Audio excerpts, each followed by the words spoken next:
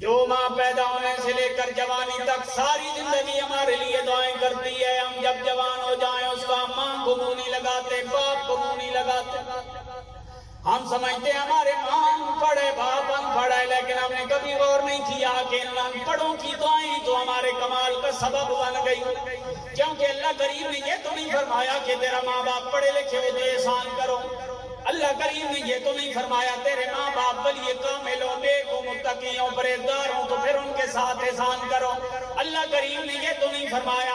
ترمذی کی حدیث ہے، میرے آقا کریم صلی اللہ علیہ وآلہ وسلم نے فرمایا جو بندہ یہ دیکھنا چاہتا ہے میرے اللہ مجھ سے راضی ہے یا ناراض ہے، حضور نے فرمایا اپنے باپ سے ملے۔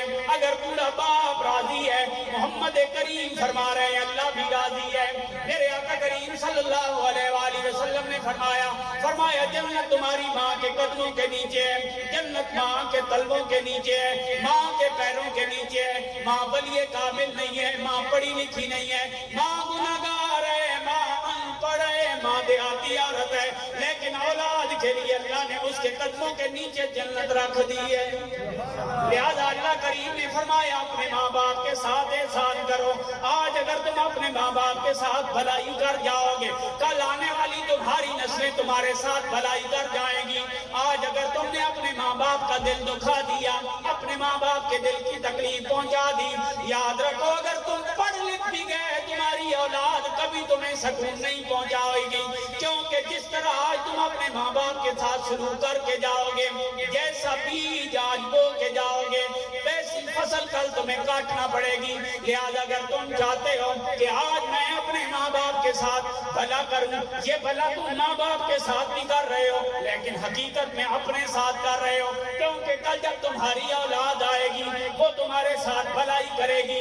ماں نے تمہیں 9 مہینے اپنے پیٹ میں رکھا اور 9 مہینے پیٹ میں رکھ کے تمہاری تربیت کی، جب تم دنیا میں آئے ساری زندگی تمہارے باپ نے تمہیں اپنے ذہن میں رکھا، کیونکہ تمہارے باپ کی ذمہ داری یہ ہے بیٹے کو پڑھانا کیسے ہے، اس کے اخراجات کیسے پورے کرنے ہیں، اس کی دوائی کا بندوبست کیسے کرنا ہے، اس کے لیے رشتہ کیسے ڈھونڈنا ہے، اس کے مکانات کی تعمیر کیسے کرنی ہے۔